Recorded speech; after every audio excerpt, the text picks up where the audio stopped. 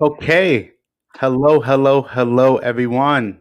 My name is Diamond Rivera of the Live Discussions with Diamond podcast.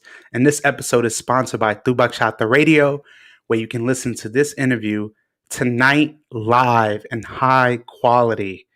And tonight, people, we really have, in my eyes, a special guest, someone that I've been long anticipating to come to the platform, a person for me that I've told him has been a huge inspiration to me for so many years, the one and only Mr. Edwin Tolentino.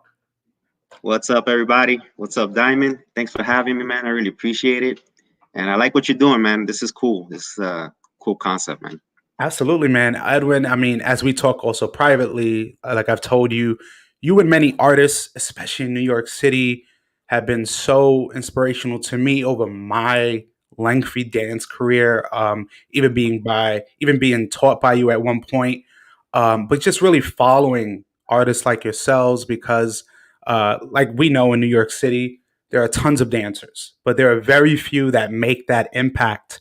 So I thankfully I'm glad I have this type of platform to allow artists like yourselves to come on and really express who you are and your truth, honesty, and transparency. And like I said also earlier, I was really thankful because as we talked, I feel like you're a man of very few words, but much action. So I know for myself and many other dancers and in the city and also across the world who know of you, they'll get a better understanding really of who you are. A few people know, a few people would disagree, but I could see why there's most people that would think that I know I'm a little quiet, be on the little bit.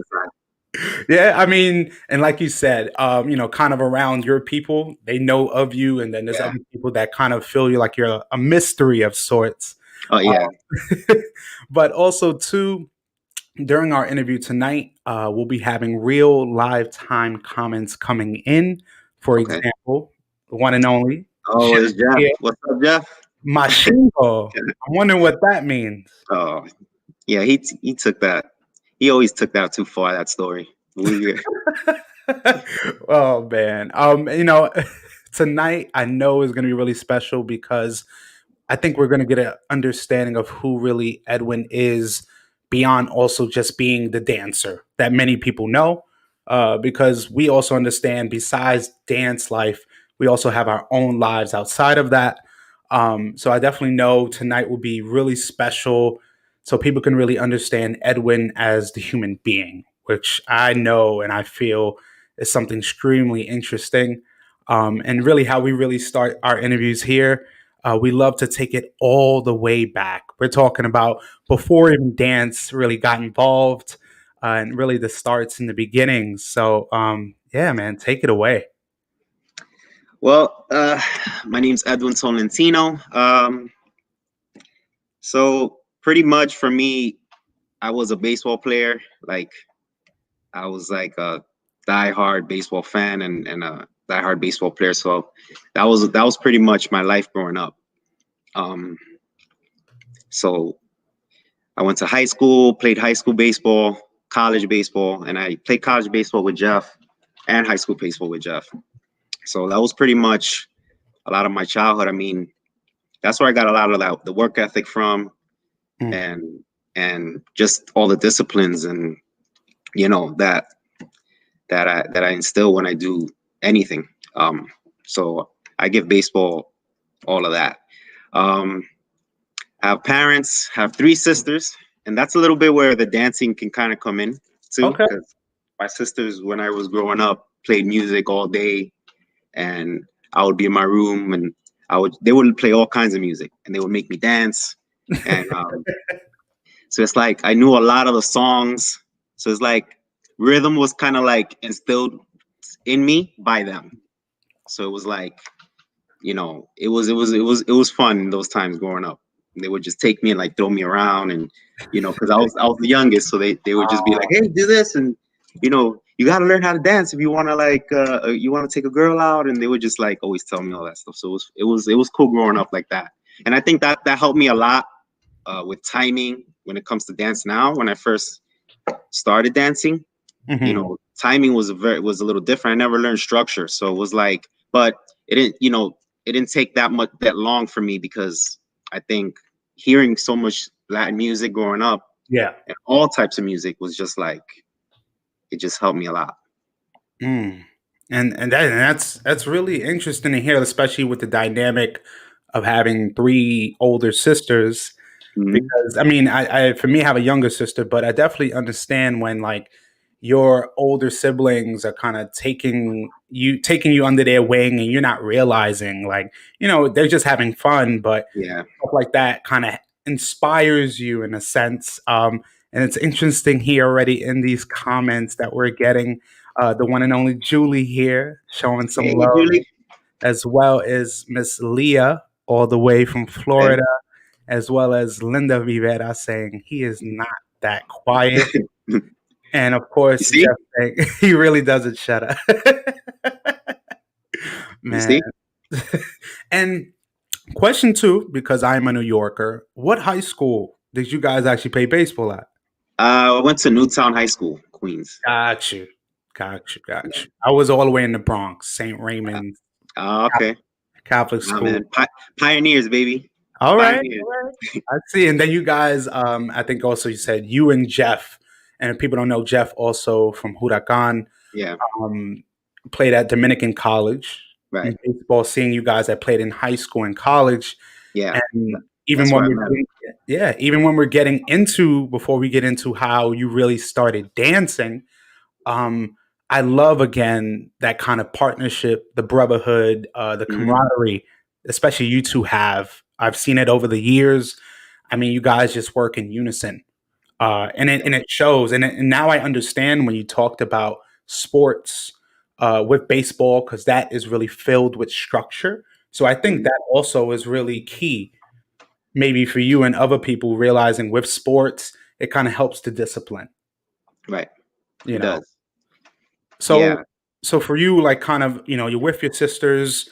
Was there a certain point when it was like, okay, maybe I want to try this out? Uh, for dancing. Yes. Oh well, that went all the way to college. So Mm, when that was all Jeff's.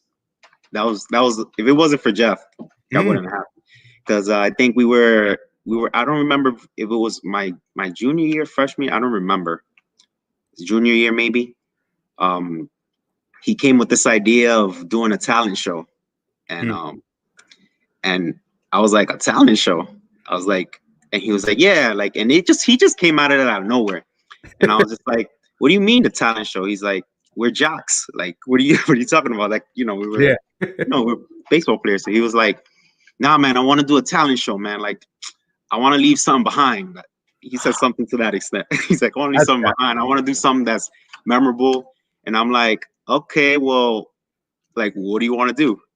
And he was just like, he said, nah, man, I think we should do like a salsa show. We should do like, Mm, and I was like, a salsa show? Like, what are you talking about? Like, we've never, like, we would go to the parties in college mhm. and we dance and we, street stuff. Yeah. But I was like, he wanted to do a show, and he was like, nah, we could do a show. And I was like, Jeff, how are we gonna do a show? Like, we're not, you don't really dance south. Like, we dance, but we don't dance for shows. And he goes, I've been taking lessons. And I was like, what? He's like, and I was like, you've been taking lessons? Like, where? Because we lived in the dorm. So it was just like, where did you find the time to get lessons? I don't know. But Hmm. he was like, nah, I've been taking lessons in Queens, man. Like, I think we could do it. And I was like, all right, how long you been taking lessons for? I don't know, like a couple months. And I was like, what? Like, it was the craziest thing ever. But anyway, we ended up doing it. I was like, all right, fine, let's just do it. Cause I always, I always try new things. So I was like, all right, let's just do it. And we got a whole bunch of our friends together. We got some of the girls from the school, and we just started. We went off on it. And he hated me for like the first 3 weeks, I think. Like, he wanted to kill me because I couldn't get the basic. I just Oh. couldn't get it. So I couldn't get it. And he was like, I would always step on I was just doing all types of crazy stuff. And he was just like, Edwin, come on, man. Like, he would always yell. It was just the funniest thing ever. But I ended up getting it. Okay. I mean, And I'm assuming you yeah, I got ended up getting it in the long run, right? Um, and we ended up doing the talent show, and it was a great experience. We had a blast doing it. mm, Um, and yeah, after that, he came and he was like, "Hey, I'm gonna keep going to that school in mhm. Queens. If you want to come with me, man, I think you could be good, man. Let's just do it." And I was like, "Yeah, let's do it." And then we ended up going to Mhm. Jorday's dance studio in Queens. I think they're still around. Yeah, Uh, yes, I know Joy. so we ended up going there, and that was it, man. We ended up joining the student team there. I did like my first little student show. Um, and yeah, after that, we were there for a while, and then rest is history, man. We went over to Nelson's for a little bit Mm. because Nelson needed guys for uh, for his team, and yeah, I didn't make that. I was not ready. I just came from this talent show, Mhm. and then Oh, I went to Jordays for like a month or two. I did a student team thing there for like a month or two. We did a yeah. show and stuff. And then it was like, oh, Nelson needs guys, so let's just go over to Nelson's. And Nelson at the time, he had, he had great That's teams. not So yeah. we went over there, and it was just like it was too overwhelming. I was like, I'm not gonna make this team. Like, but it was okay. I enjoyed the experience and everything, so it was good. I love it. I mean, before even we get more into that as well, here we have Miss Cynthia Oh, Tolentino. that's my sister. There you Wow. go. She says he was a terremoto when he was young. Yeah, yeah. I was. So that's actually interesting that she said that because, you know, as quiet as people think I am, when I Mm. was a kid, I was horrible. So I Ooh. was I was just like I would run around all the time. I was so hyper energetic, and I was just like I don't know. Like I remember going downstairs. Like we lived in a three-story apartment, and the Mhm. landlord lived in the middle. So my mom sometimes would clean, right, and leave the door open because to get, let the air Yeah. circulate. So I would leave. Like I would leave the house, I would leave the apartment, go downstairs. I remember one day I went downstairs because I got curious. I was like, all right, let me go downstairs. My mom was cleaning in the back. And I remember going, and the landlord had her door open too. Mm. So I was like, let me see what's in here. And I went in there. I was like, I think Cynthia remembers this. I was like 6 or 7 years old. I don't remember. I went in there and I looked around, and then I saw her bed, and I was like, man, I just want to jump on that bed. And I just went over and I started jumping on the bed, my dirty feet and everything. She Ooh. caught me. My mom caught me, and it was a wrap after that. But I Oh, did stuff like that. I remember I left the house, and because I just wanted to see I wanted to learn how to cross the street, yeah. and I just went by myself. I went to the middle of the street, looked from side to side, and I stayed there. And I remember like no one could find me. So my father decided to look out the window. And when I look up, he's looking at me and I'm waving at him. Oh And my he god. couldn't have came down those stairs any Oh, yeah. faster. And he gave me a whooping that I still remember Oh, to this day. So oh, man. but Cynthia remembers that. But they used Oh, to so the landlord after that, when I jumped on the bed, she started calling me El Terremoto. oh god. So Man, that I was mean like my that name for that. thank you, Cynthia, so much for that. I mean, most people wouldn't know that as well.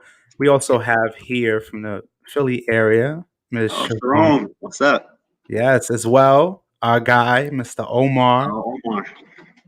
Man. And for me too, right when we're getting into the dancing, what I loved honestly was the honesty in which you said earlier about Nelson. You coming because me dancing, I had this conversation with Thomas. I started in 95. I was Oh, 5 years old. So I learned the basic around the same time a lot of older people who were starting to dance. And what you said earlier was, you actually started dancing when you were much older. So you yeah. starting at chore days for like that month doing a student class and then kind Hmm. of chef putting in your ear, hey, let's go to Nelson's. People didn't know he's talking about Nelson Flores from the Skaga Latina. And I definitely understand him when you're saying like you went in there knowing, like you said, you saw a turn pattern and you were like, I'm probably not going to get it. I mean, I'm going to go No, in yeah, there. yeah. How was honestly? How was that experience of that kind of that audition phase for you? I don't know because I didn't really know what an audition was. Mm, So I was like, it kind of felt like I was trying out for like a sports team in a way, but it was mm, a little different in terms of like, it was interesting because he didn't really make it feel like an audition. gotcha. Now that I remember it, like we went in there and it was almost like a class. Like he had other members around and we were doing partner work. Like he didn't really like call us out and be like, do this partner work, whatever. Like, but it was just almost like we went and he's like, all right, let's do this partner work. And everybody was doing it. And he would watch us and see if we would get Mm, it. And then he'd do some shines. And then, and that was pretty much it. But, when I saw what he did, I was like, all right, well, I knew I wasn't good enough to make it at the time. But mhm. I was like, I was okay with learning because I just wanted to learn and get Yeah. better. And it was a good experience because after that, I just kept going. And I ended up going to his classes more after that because I was Oh, like, oh, wow, okay, well, you know what? I need to learn a little bit from him. So yeah. I started going a little bit after that to his classes. And then that was it. We ended up, transitioning to Santo Rico at some point after that. Absolutely. And before we get into that, we got to give a big shout out to Miss Carmen Tavares Molina, saying, "Yeah, Carmen, actually, Edward actually speaks. Yes, he does, Carmen." Man, and yeah, we're gonna get into that because that was really also my first time meeting you. So, like you said, you started at Jorday's dance studio in Queens. Then you got the glimpse of what kind of the salsa scene of kind of working with the Skaga Latina. You went to that kind of audition. It didn't pan out at the moment, but it didn't deter you. It made you actually want to learn more. So, how long was it of you kind of training with them before you kind of made the move to Santo Rico? And actually, how did you even hear about Santo Rico? well, I heard about Santo Rico and Nelson, like Uptown Studios through Jordays. So there was our teacher. His name was Al Zagami. Hmm. Um, he was he used to dance with Nelson. So he danced for the Skaga Latina for a while, and he was the one that told myself, Jeff, and Abel too, because Abel was there. Um, we were on his student team in Jordays, and he, the level at Jordays only went up to a certain level. So Hmm. they didn't really do advanced anything above, they didn't really have a professional team. They just kind of had student teams. They were kind of a small school. Hmm. So we were getting better, we were. And then, he kind of saw that we had potential and he said, you guys have some potential. I think, you should try to go to some of the uptown teams. Mm. So we were like kind of we weren't offended, but we were a little bit like, man, this is our home. Like we ain't going anywhere. That's how we felt. And Yeah. we didn't know anything we really didn't know that there were other schools or anything existed. We just knew, we thought, oh, this is a salsa school. This is it. But he was like, you guys should go there for real because it's like, here we're only going to go up to a certain point. So in Mm. order for you guys to get better, you guys need to go to other schools that are going to provide more higher levels. So we were like, okay, well, where would we go? He's like, well, you can go to Nelson's. He has the Skaga Latina, right? And he's like, you can also go to he mentioned Eddie Torres, Hmm.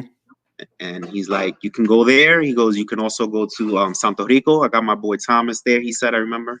He goes, you can go there, and then and I think that was it at the time Yeah. from what he said There at the time. wasn't too many. And what year? Do you remember kind of the year Oh, that he was? also mentioned Yamule, but he said Okay. that Yamule was just starting. So he said maybe try the other schools because he was like, that school's, he's like, they're just starting out, but he's like, maybe you should go try the other schools because he's like, they're starting out or something like that, from what I remember. Gotcha. That's probably around like the early 2000s. Yeah, that was like 2004 or 5. I think Yes. 2004 or 5. I think Yes. 2005. May not be. Yeah, 2005.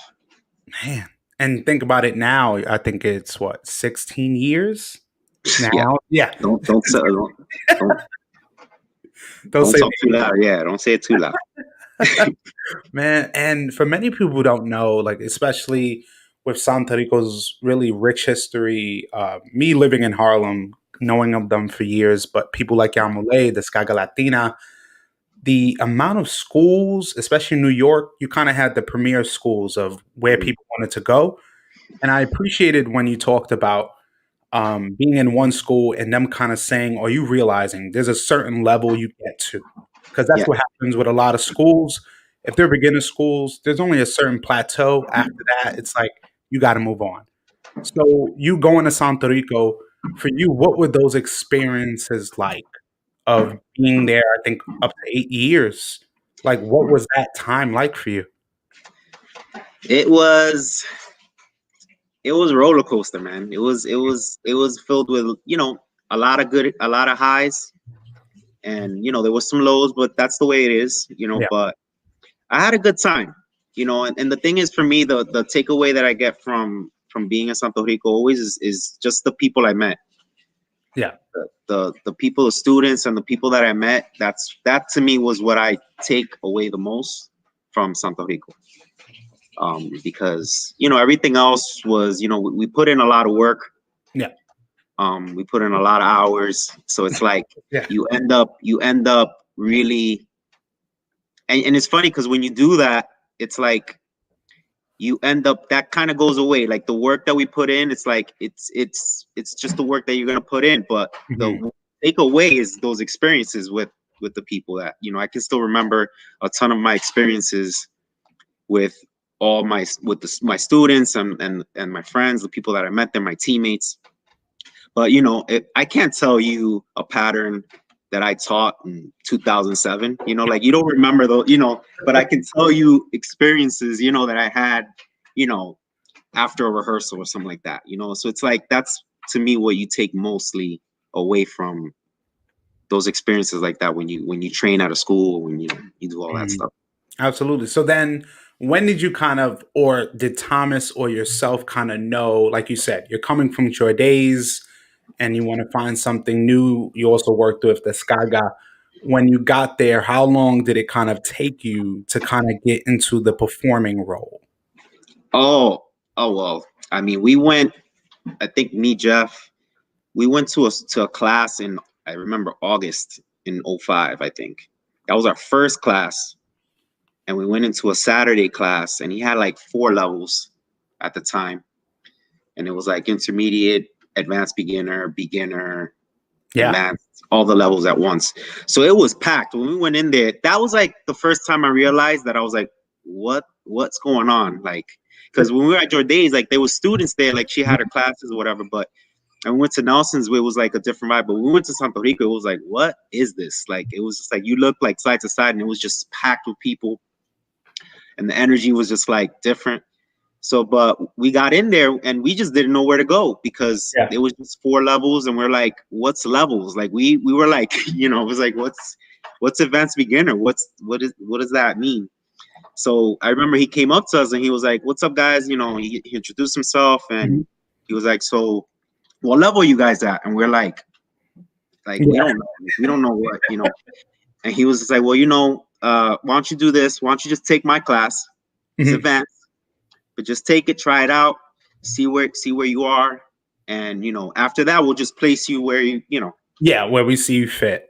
you fit. So I remember when we went in, we did like a little warm up. He was like, "All right, first, he's like, first let's start off with a basic prep," and he just went, "Whoa," and I was just like, "What?"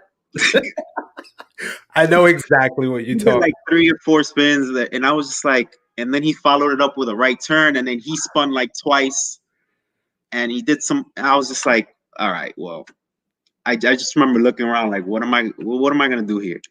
So what I did was I cut everything in half. Mm. So everything he did was, whenever he did 3 turns, I did 1. Whenever he did 4 turns, I did 2. you know, and I just managed to kind of like stay on timing because I wasn't gonna stay on timing keeping up with that Yeah. pace. So I was like, you know, if I cut things down in half, I'll be able to survive.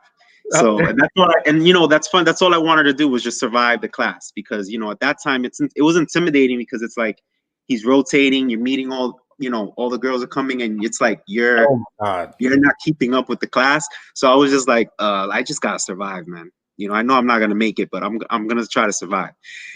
So it was just like that was the experience with that. And then after the class, he came up to us and he was just like, "Yo, you guys did really, really well." Like, you know, and we looked at each other like, "Man, I didn't do anything that you asked." And he was like, "No, no, you guys have really good timing, and you did it.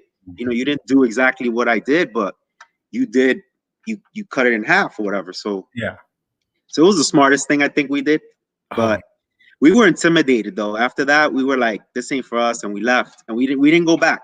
oh wow. So it was August, and we didn't go back. We ended up going back to school, and then you know Nelson threw a congress. It was called a peluqueria at Mm, the time. It was a concept he had, I think, based off of Latin Madness. I think I remember from what I gotcha, remember. gotcha. But yeah, he did a congress, and then we ended up. Jeff was like, "Hey, let's just go for fun, man, hang out." Mhm. So we went over there, and we bumped into Thomas at the bar or something like that. And then Thomas was just like, "Hey, like, where'd you guys go? Like, you guys never came back or whatever." And we were like, "Oh, you know, we just you know, we had school. We made up some excuse." And then after that, he said, "You guys should come back, man. You guys should come back." And then, you know, we had like 2 minute conversation, and yo, Jeff just put up Brooklyn Salsa Festival. Yeah, that's what it was.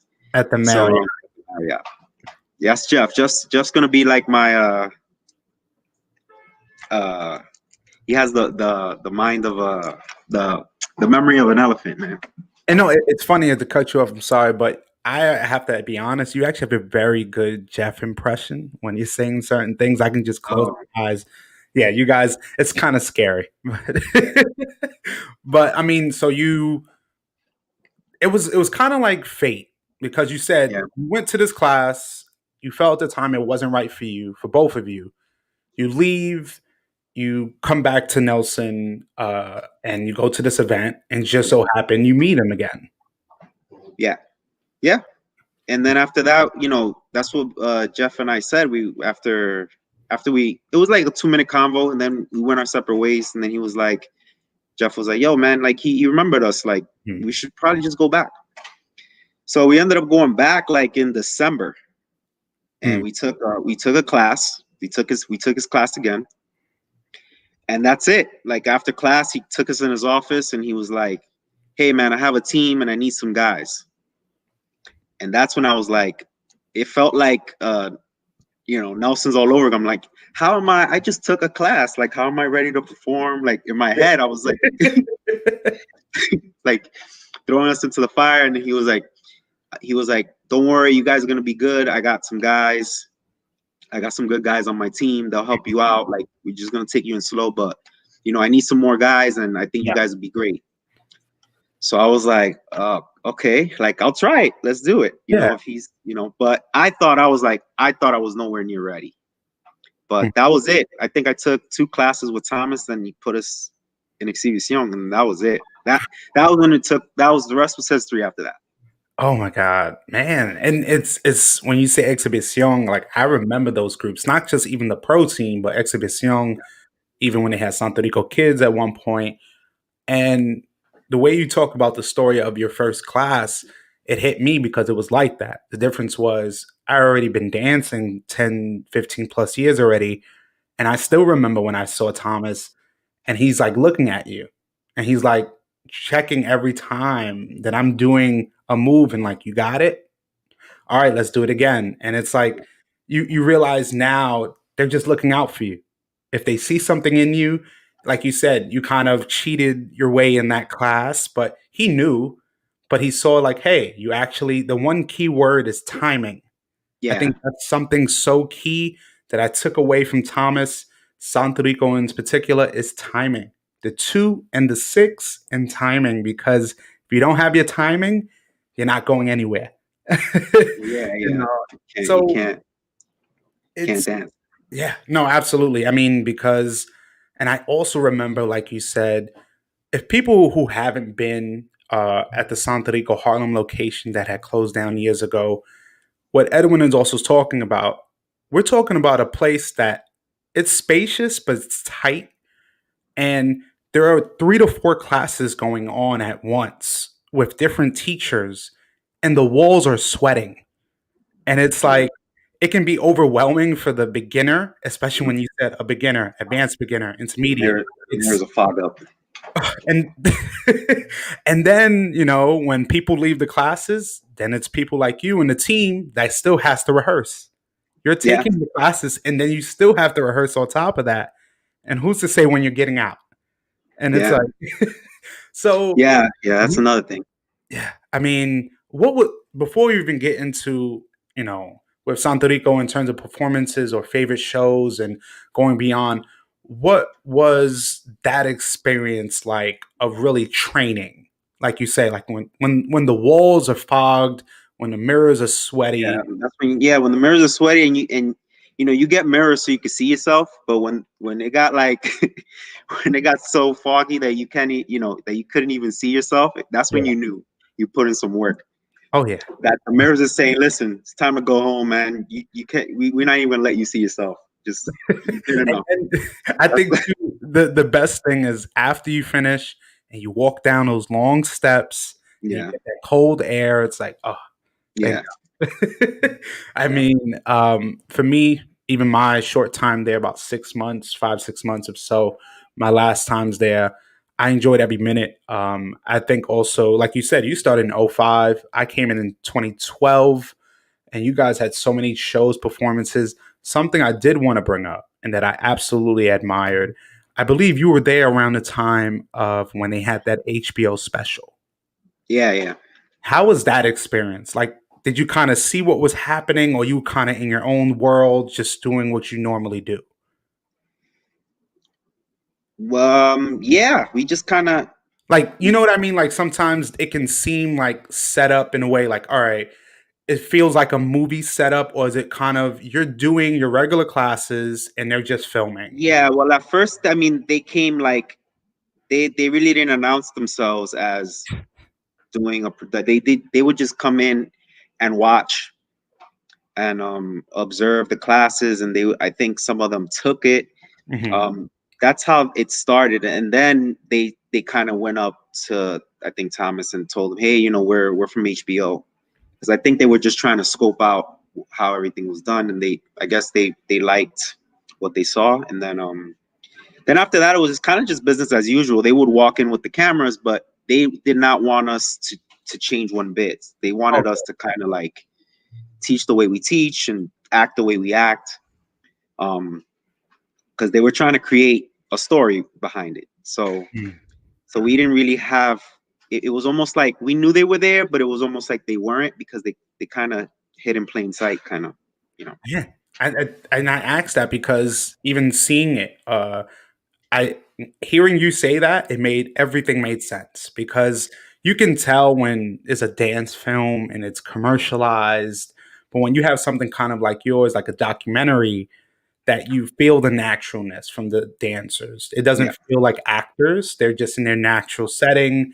I think that really portrayed amazing work from everyone. So now you're training with Santo Rico, you're performing, and what was that experience of like when kind of later on down the years realizing like I'm traveling all across the world now, going from Joy Days to like I'm Yeah. on pro team. You went from exhibition, you go to pro team, but in general now you're really starting your dance career. Did you kind of like take a step back and say, "Man, this is great," or like I've come really far? I think I looked at it as like a goal I wanted to set. Mm, So when I got there, it was like little goals. I was like, all right, well, I'm in exhibition now. How fast can I start performing? or become, and then I took it from there. And then once I did that, I was like, all right, well, once I saw the pro team and I saw how their lifestyle was, they were traveling, and I was like, man, I want to go and perform. It would be cool to perform at these places all over the world. It'd be cool to do that. I was like, how can I get there? So it was just like, you just start little by little and you just work towards it. But my goal was to make the team in a year. I said, if I can make the team in a year, because at that time, the times where it was different. Like you really had to, they really made you work.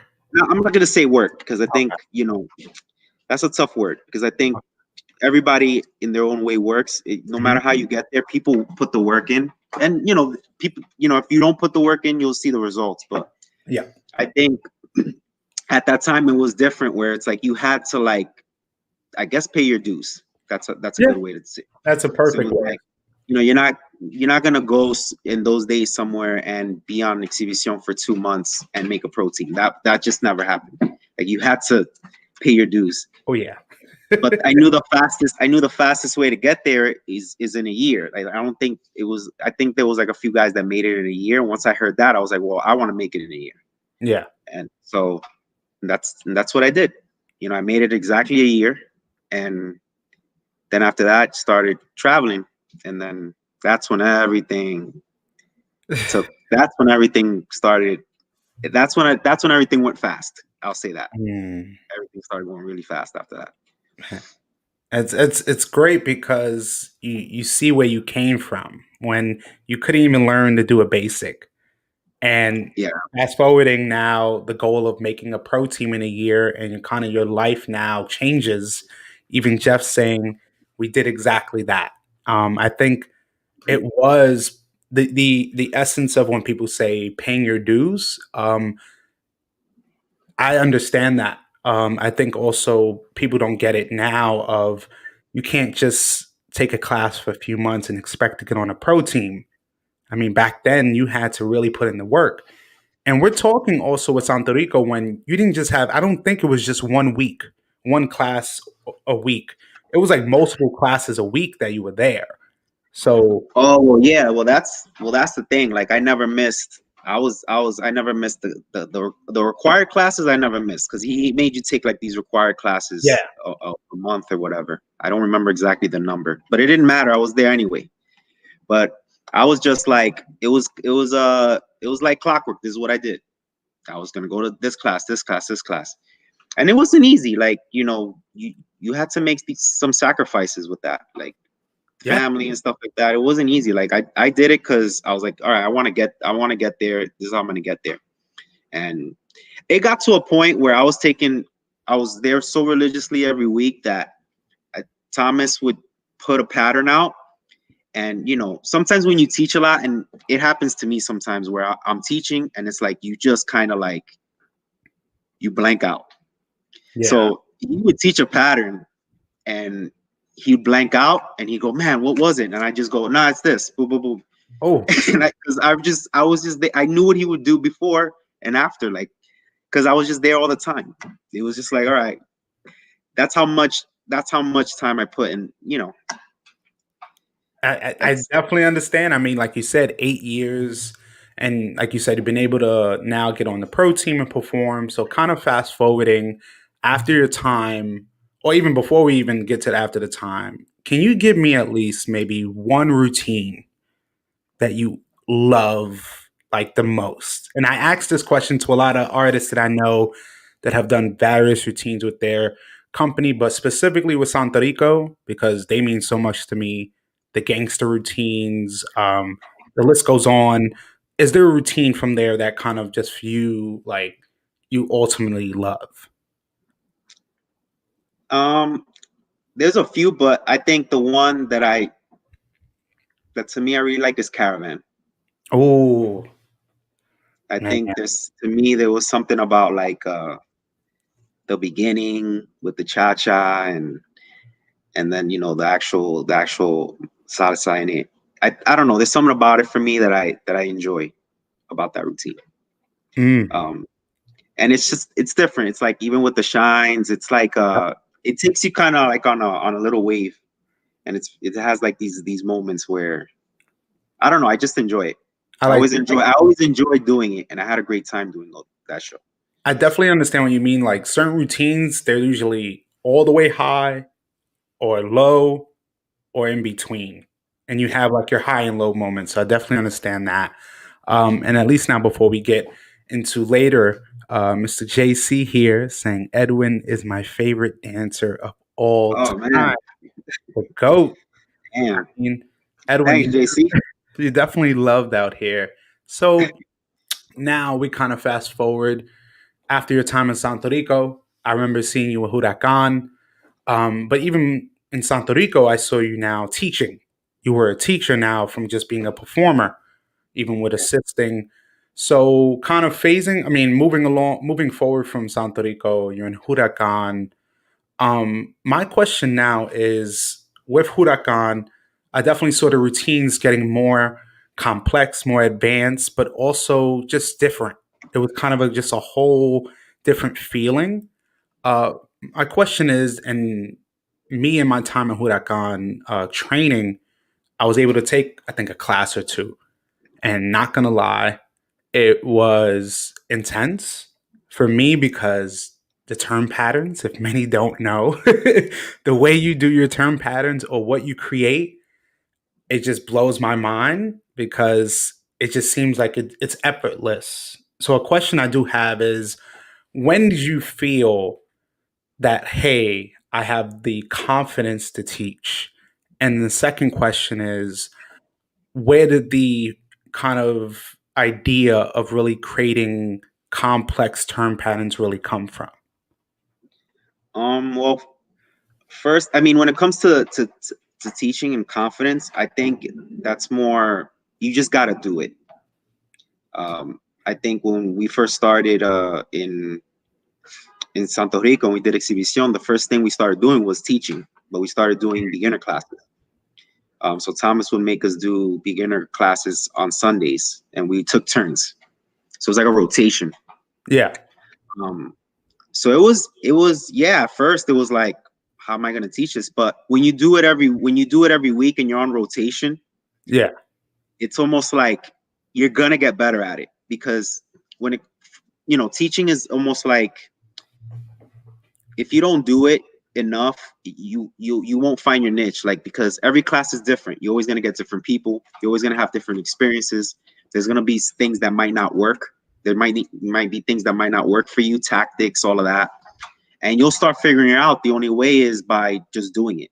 So I think confidence is based off of that for me. The more I did it, the more confidence I got. The more mhm, things I tried that worked, and just all of that. That's where I think the confidence came from to teach. And it's in terms of like my partner work, yeah. you, you know, I mean, for me, I think it was.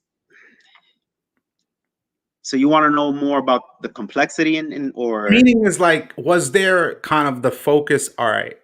When I mean, the reason I say that is because I've taken a lot of classes with different instructors, whether it's partner work, body movement, shines. But when I took your class in Huracan, and I think it was like like an advanced or intermediate, it was one of those, and I'm like, is this intermediate or is this like super advanced pro level? But because when I'm seeing you do it, it feels like it just goes like you said, smooth. It's like in a rotation. You know it off the back. The partner knows it, and it doesn't seem like there's any error. There's no room for error. It just moves flawlessly. The reason I asked that because I mean, like, did you have that goal in mind of when going to be teaching now? My focus is really taking what I learned and kind of making my own style. yeah, I think that was important. For me, it was because when I was in Santo Rico, it was like the style there was a little bit more I'm not gonna say it wasn't rough, it was very dynamic. So it Yeah. was like fast and dynamic. And I tried that for a little bit, but I just felt like it wasn't me. I was like, this is not like, it doesn't fit me. Like, and Thomas was a good social dancer, but I really didn't see myself social dancing like him. Not to take nothing away from him, but it was just, I was like, I kind of, it didn't really fit. But for me, like when I was in Jordays, I'll go back a little bit. When we were there for a short amount of time, there was a few dancers there that, for me, kind of like inspired me a lot, and still do to this day. So like Gabriel Perez from Dance On 2, he was a huge, huge inspiration for me when I first was in Jordays, and I always loved his style. Mm-hmm. So what, and I always, and Thomas doesn't know this, but at that time we didn't really we didn't really get to go take other classes. We just lived in Santo Rico. But I cheated. I would go and take his classes on the side. I was like, forget that. I'm gonna go here. So I would go do that and take other classes too. And then one day I realized, I said, man, how can I take, this dynamic style and then take more of this smooth style and bring it together. And that's how I was like, all right, well, this is how I want to do it, because I like both. So I'm gonna try both. I'm gonna try to mix it. And that's pretty much how I, if in a nutshell, that's how I got my style, if you want to call it that. So. Absolutely, absolutely. I mean, like you said, you took kind of what you learned and you said, all right, I'd like this, but I want to add my touch to it. Because I Right. think what a lot of dancers' issues are, especially when you start becoming a teacher, is when you only dance with one director beforehand or being taught by one person, you kind of, that's the style. And it kind of just looks mirrored, like you're doing the exact same thing. Um, and for me, seeing you, especially in Huracan, and the routines that everybody was doing and creating, I love that it felt like everyone was working with one another. One of my favorite routines has to be Leafy, the green one. That's one of my Yeah, all-time favorites. that was fun. That was fun to do. That was fun to also, like I was there a little bit for the creative part of it. That was fun too. I Like knew it. watching to like do the formations, and everybody, Jeff everybody's doing their input, but Jeff is like having his vision on it. That was fun to do too. And I love the music. I like different stuff like that. Like Yeah. it kind of gave Huracan a little breath of fresh air too for a little bit there, because it Oh kind of, no. Huracan has a lot of dynamic. They're very dynamic as well, but that when they did that routine, it kind of gave them that versatility, man, which was great. So it was cool to be a part of that. Oh yeah. I mean, for me, I think one of my favorite parts, and I knew it. I always said, I was like, I know Edwin has something to do with this routine. Just something in my head. So thankfully, I was Not right. really, not that much. I did a little. I probably gave some ideas here and there, but not. No, That's a but that's lot. what I mean. I'm not saying taking full control of it, but I know there was something that you had a part of. I mean, I know everyone has their input, but for me, I think one of the best parts was people understanding it's not about just the music of on a CD, on an MP3 you give to a person and it just plays, but when you can play with an actual band, Yeah, man. that's a whole different feeling. So for me, yeah, Leafy all And time yeah, man. Yeah, man. It's a great number. favorite. And look, even Jeff says, "Stop. Your influence was there and everywhere." So you don't give yourself that much credit. I'm sure I gave an idea here and there. But Man, so you have your time Huracan. And then you were able. I know after Huracan, uh, you kind of did other projects as well. What were some of the other companies or companies you've been a part of kind of since after Huracan? well, Huracan, New York Movement. All Yes. right. So that's something that right now well, until this pandemic, I was pretty known for the New York movement. I work with Billy Fajardo and Atoy, so I dance on Team Fajardo as well. Um, and I'm also on a Afro-Cuban company too, called Oyoro here in New York City. Directed by Dani Slamora.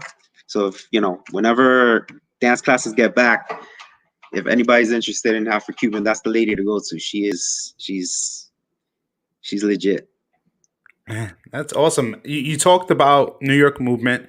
Many people don't know that's with Fausto, and I definitely believe Fausto created even that word you said, dynamic, a dynamic group of people that all of you kind of known each other and now kind of being brought together to create routines. And I think that was trailblazing because in reality, y'all represented New York countlessly at competitions.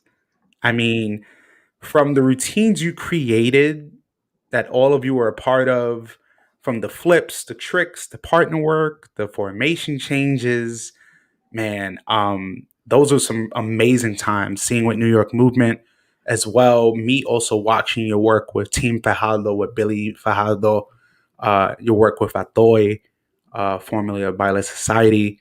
And like you said, your Afro-Cuban work, I love hearing that because it just shows the versatility.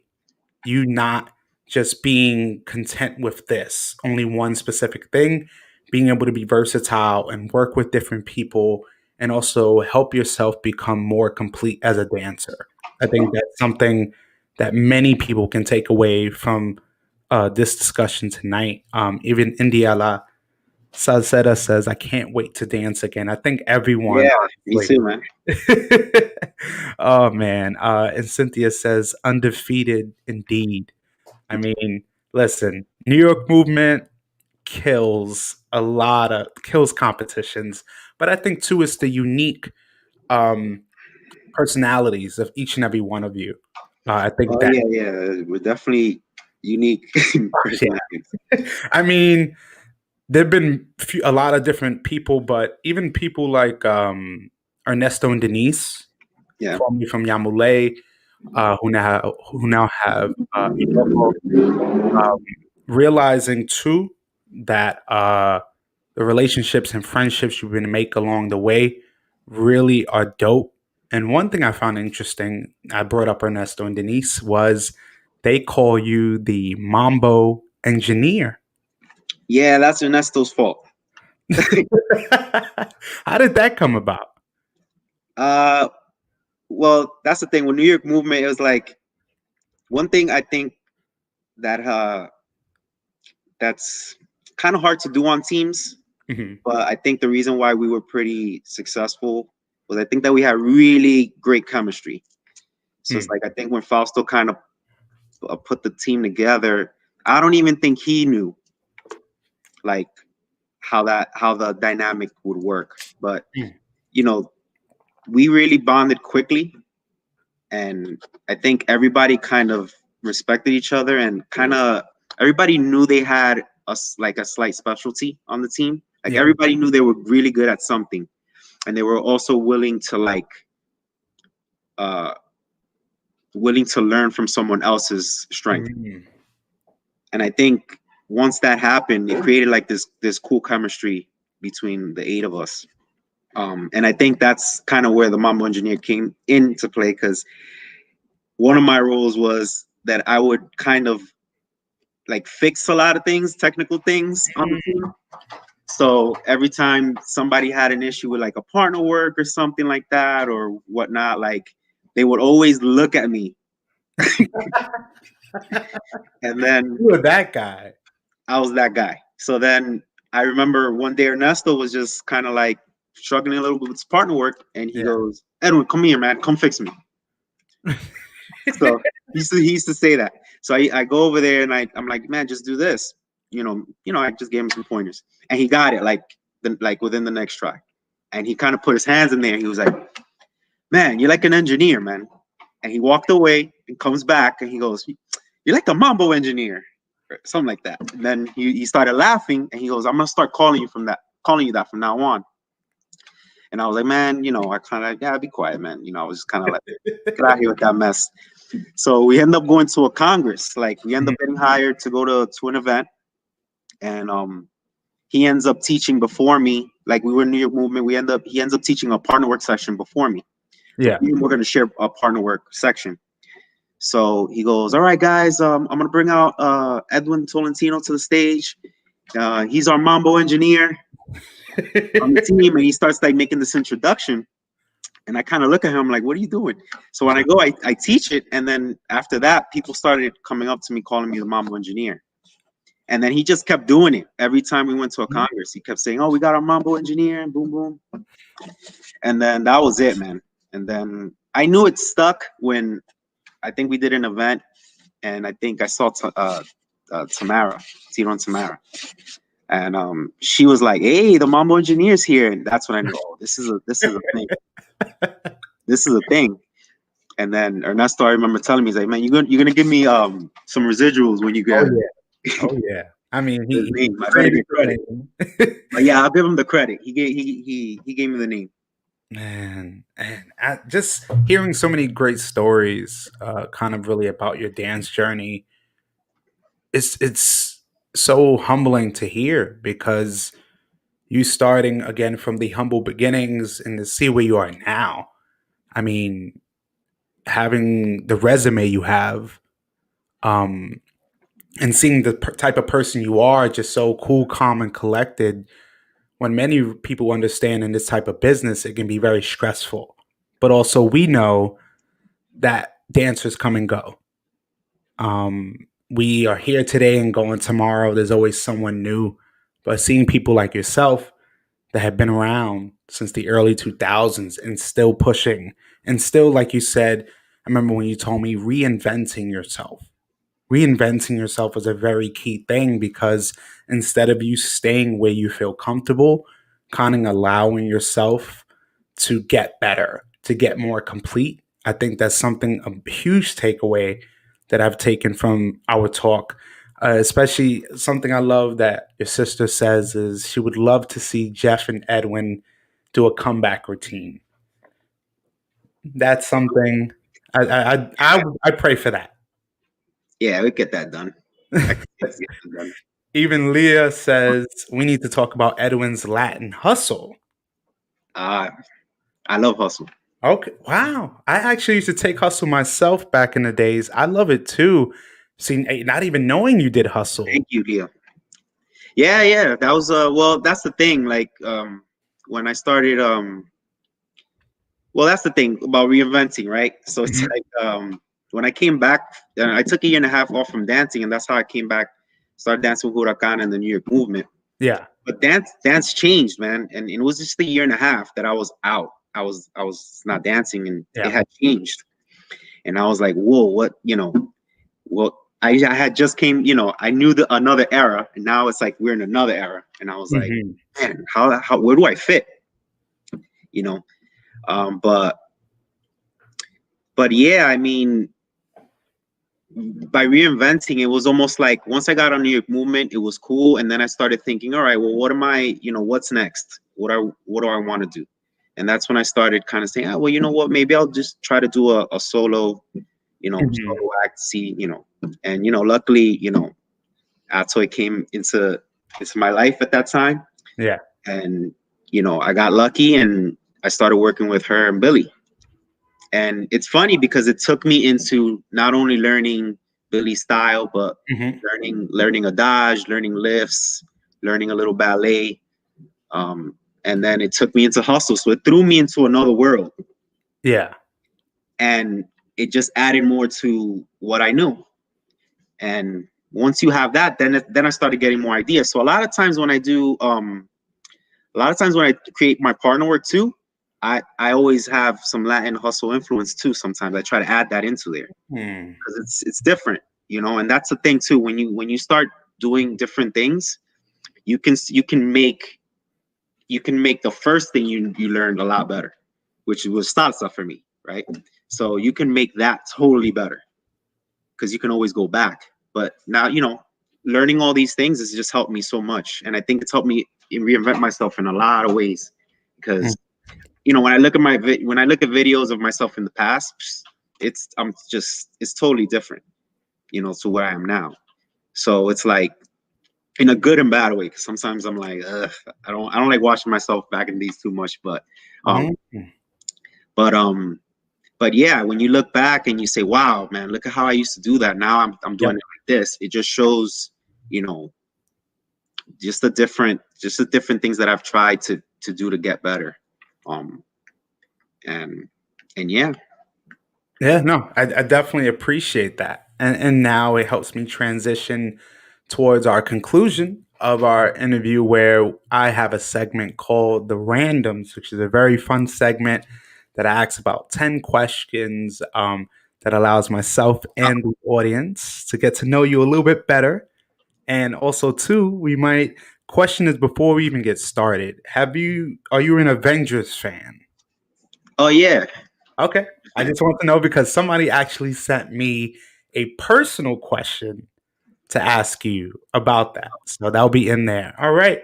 So just let me know when you are ready. But these are not rapid fire, right? I No, can take my time. you can take some time to answer these questions. Don't worry. All right, man. Let's do it. Let's get All into some right. Good trouble. Good trouble. trouble. All right. First question is, what is your favorite food? Oh, that's hard, man. Favorite food? Yeah. My mom's cooking, man. You had to put that My mom in there. makes my mom. No, it's I know. it's that's the base, man. All right. So if we're gonna go into that, I'm gonna dive a little deeper in that one question. What is a meal? Like if you can close your eyes and you had and open it, that one meal could be right in front of you. What would it be? Mm.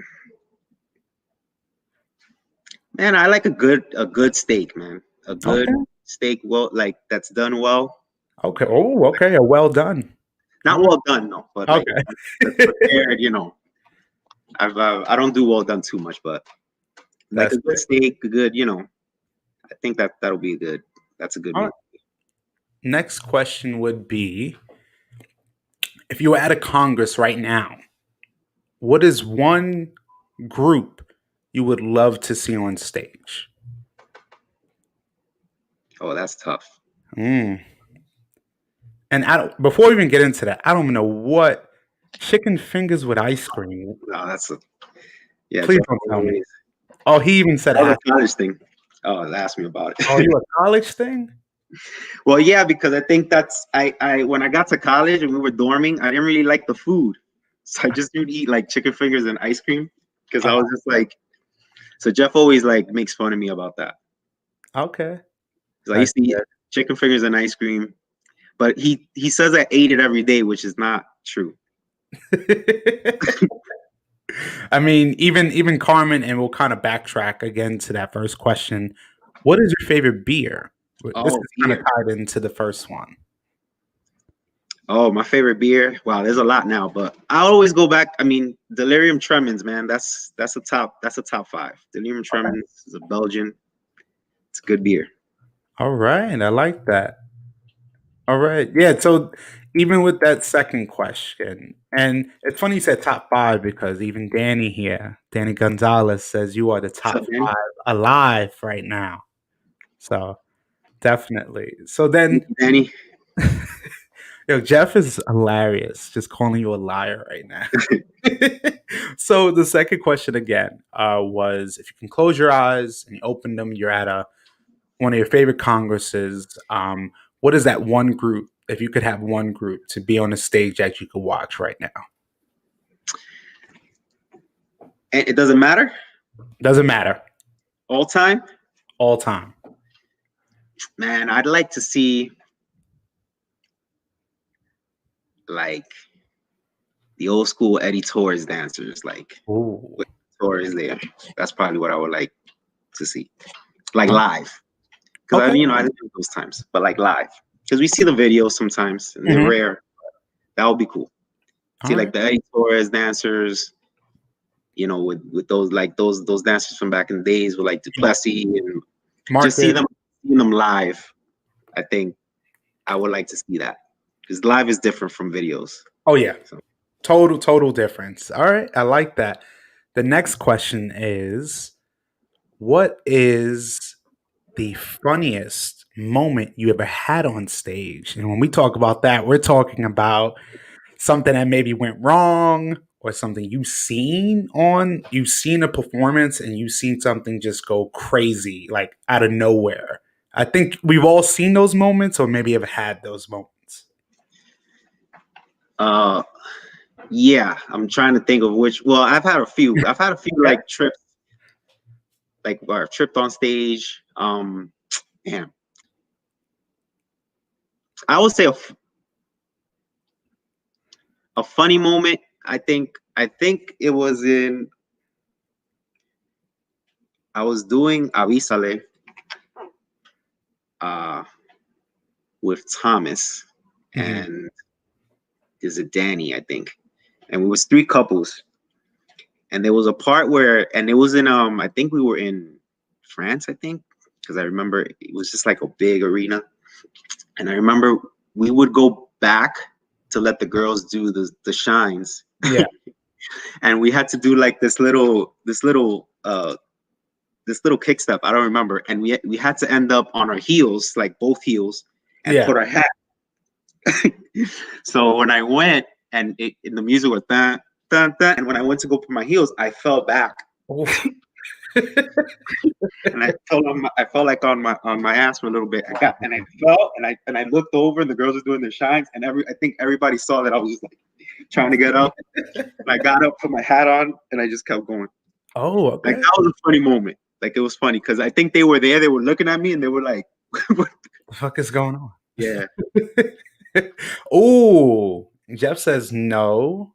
Nah, it was me and it was No, I Bologna. wasn't because I have the videos up.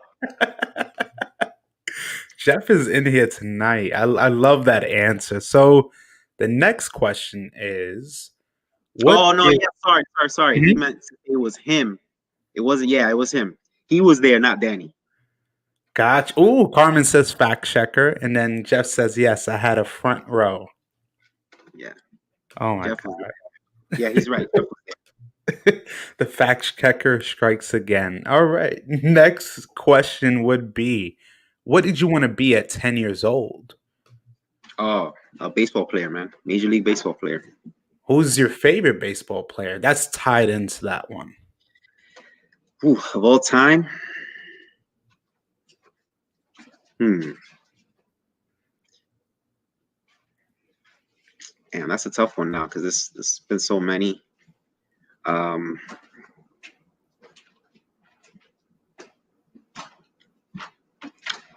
I was a huge Alex Rodriguez fan when he was like in Mm. Seattle. Okay, I I mean, there like was how a you time, said that. I like how you said Seattle and you didn't go to yeah. Texas and then New But you know York. what? You know what, man? To me, I think if I would, growing up, I mean, Ken Griffey Jr., man. Oh Ken yeah, Griffey Jr. was, with that, that yeah, I love yes, it. yeah, like, he had everything. He had style. He Yeah, was, he was, I say Ken Griffey, man. Ken Griffey, you know. I love it. I definitely respect that. All right, next question would be, what would you have as your spirit animal? Who would I be? Yeah, what would your spirit animal be? Probably a wolf. Is there a specific reason? I don't know. I think I don't know. I think it just fits. I think a wolf. I could, they can be in a pack or they can be alone.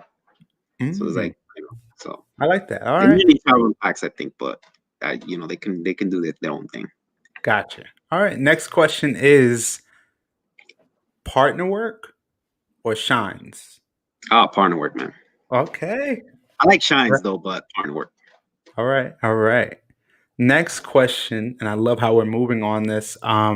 This one actually was won by the amazing Sarah Mary Grace, and she Okay.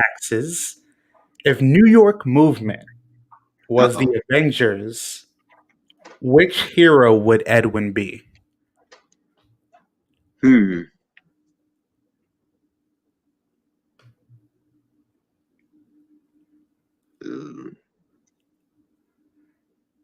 which hero in for New York Movement? Probably Tony Stark. Oh, the Iron Man himself. Okay. All right. I like that. I like that. All right. Next question is, who are three people most influential to you at this point in your life? Um,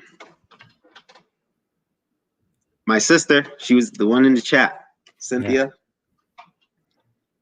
She's a special woman, Mm. and she's definitely very influential.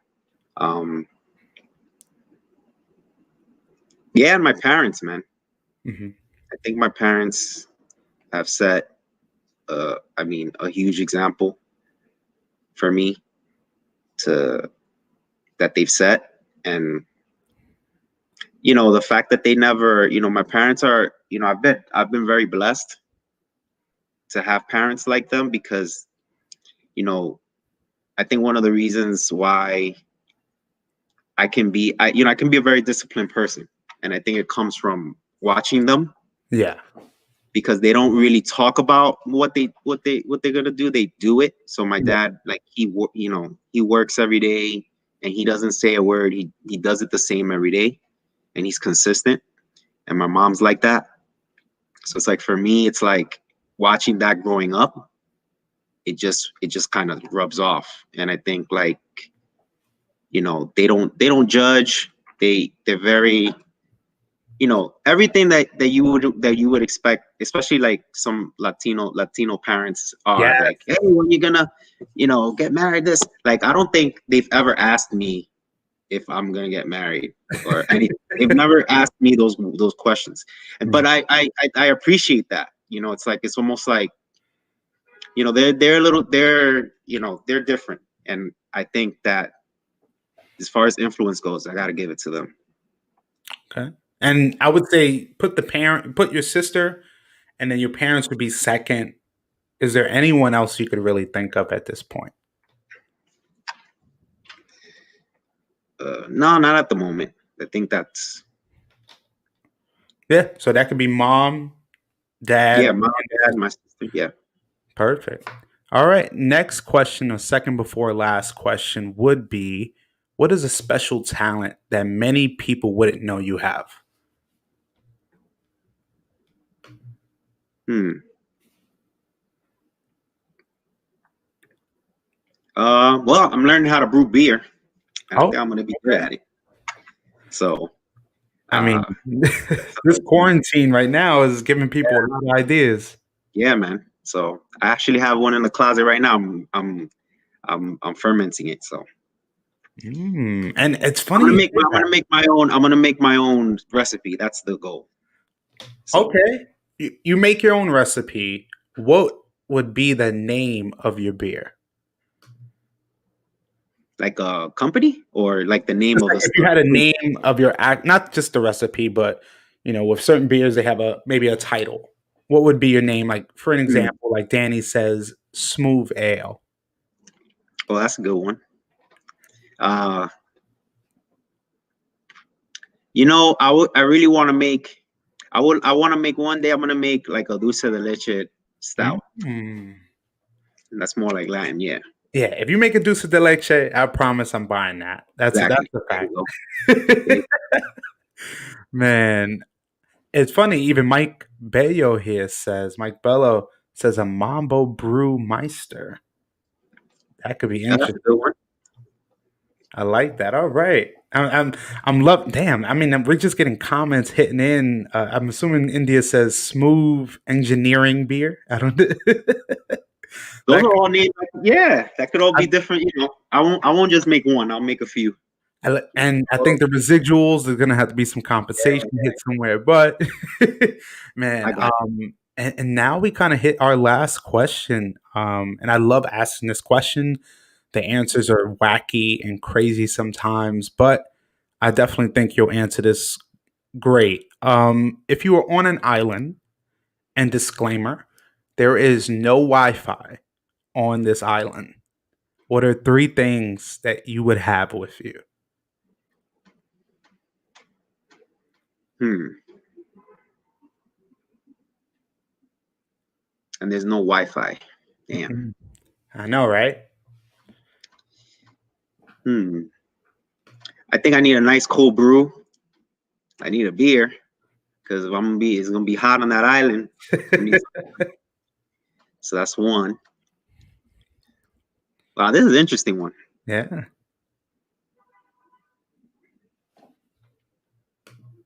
Damn, no Wi-Fi. Because Linda's saying beer, beer, beer. I don't know if you want that much I don't want beer. not all that. I don't know. That's a tough one. I think yeah, we'll probably have a nice brew, maybe a book, Okay. you know, and wow, I'll probably have a beer, nice book.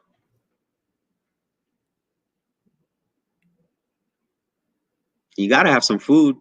Th- There That's you all go. you need. You gotta have Oh. some food.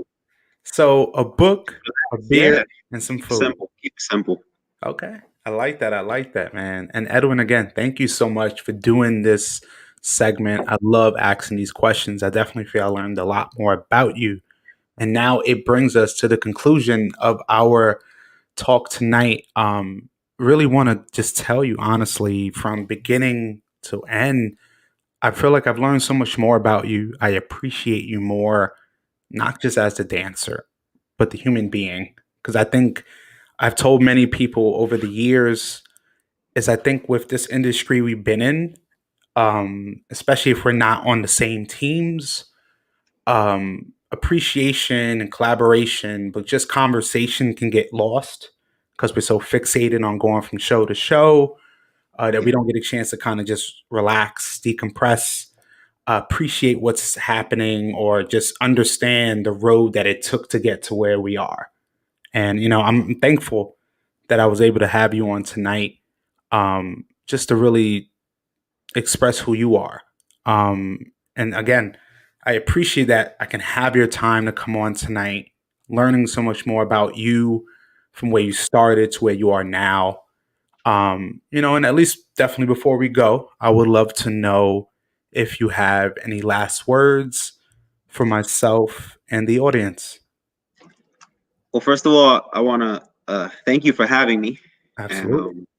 I appreciate you asking me to come on. And uh, it's it's cool that you're doing this, and yeah, man. I mean, in terms of, I mean, from words for everybody, I would say that do the best you can to learn as much as you can, and don't stick to one thing for too long. Like, and this goes for everything, but I guess since we're talking more about dance, I said try to just try to learn a little bit of everything, and try to, you don't have to be a master at everything, but you can master one thing and have some trades and pretty much put them together and create something even better. And yeah, man, be fearless and don't be afraid to take chances. Oh, yeah. I definitely appreciate that because even with dance, so there's still lessons you can use in life. Mhm. And just seeing, especially with this quarantine and everything that's been happening, getting a chance to talk to artists like yourself that maybe I wouldn't have that chance if we were just still in this kind of scene. I never take it for granted because I believe voices like yours should always be heard, not just for what you do on a dance floor, but what you do outside of it, so people can really appreciate you overall. And especially with the comments here from Sharon, from Carmen, saying here how incredibly humble, disciplined, and what a kind soul you are. That's the reason I do this, because to just see that people appreciate you, because life just brings craziness sometimes, and we don't just get a chance to just see, like, man, look at everything we've been able to do. But yeah, Edwin, I thank you so much again I for appreciate it. yeah, for you giving me your time, Of for course. people here to comment. As you can see after this interview, all of the amazing comments that people have written on Facebook and YouTube. And like I tell many of my guests, that this really here I feel is like a part one to hopefully more interviews that Oh we yeah, have. definitely. Absolutely. And like we've talked as well, we are in the workings of doing a panel with yourself, Jeff, and a few other special guests. Oh, let's do Uh, it. Let's do yeah. it. And that one will definitely get into like life at congresses, like crazy moments in this industry, and just a whole lot more. So, for me, Edwin, I truly appreciate you coming on tonight. I thank you and I thank the audience for all the comments and questions they've had. And I definitely can't wait till our next episode because that one truly is going to be special. Thank you, man. I appreciate it. Yeah, man. Anytime you let me know, we'll get it going. Absolutely, everyone. Thank you again, everyone, for tuning in to another episode of the Live Discussions with Diamond podcast. I am your host, Diamond Rivera, and we just had the amazing Edwin Tolentino. Until see you next time, people. Everyone,